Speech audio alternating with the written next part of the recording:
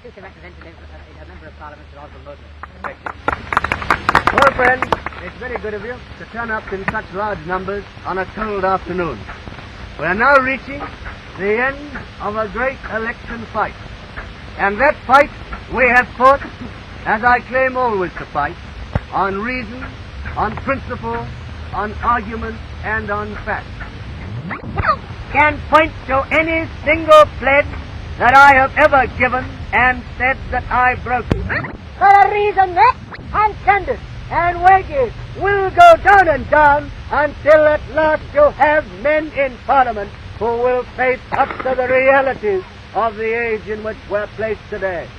Well, my friends, we of the war generation who have followed the old men and followed the old parties ever since we came back in 1918, who've believed in them, who've been deceived by them, like you have, we say at last that we've had enough of the old men and the old ways, and we are going to have a new movement for the new age in which we live.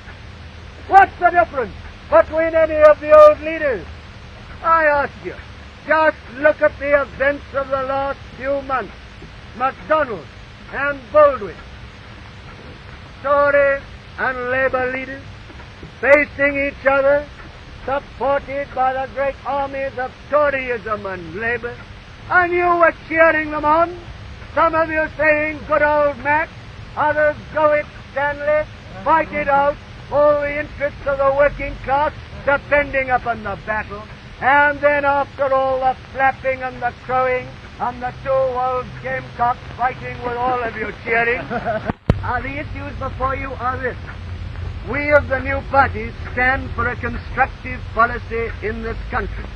The old parties, both Tory and Labour, have stood and stand for a destructive policy. I don't ask you to judge us by what we say at election time. Anybody can come down here and make promises to the unemployed during elections. Anyone can do that, and by heavens they do it. But when they go back to Westminster, when they've got your vote from you, the same story is not told in Parliament which has been told down here in the Pottery. And I'll tell you how I kept my pledges.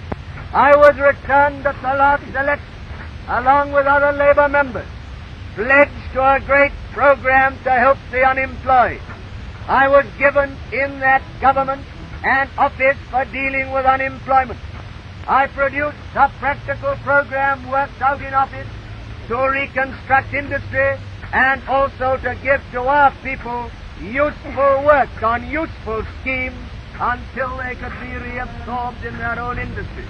But the Labour Party brought it back to put off a load for the working class when they come out of the country. And they secured half an hour off the miners' hours. How's that? Well, my friend,